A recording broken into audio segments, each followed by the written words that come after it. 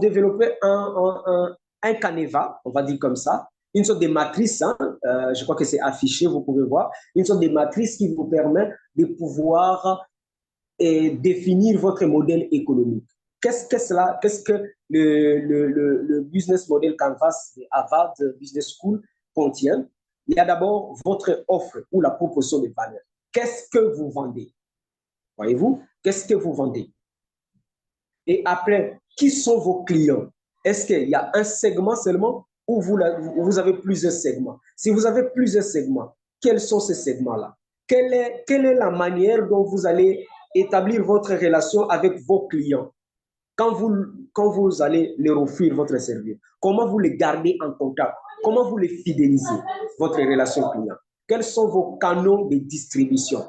Par quels moyens les clients vont entrer en contact avec votre offre, avec votre valeur? Et la structure de coût, c'est quelles sont les différentes charges que vous allez avoir.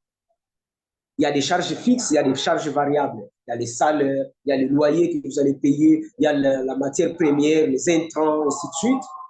Mais aussi, quelles sont vos sources de revenus?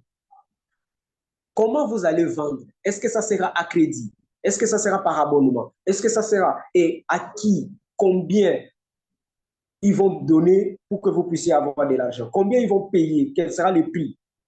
Quelles sont vos ressources clés? Les ressources matérielles, les ressources financières, les ressources humaines et quelles sont les activités principales. En fait, les ressources clés, ce sont des ressources, si vous n'en avez pas, votre entreprise ne peut pas fonctionner.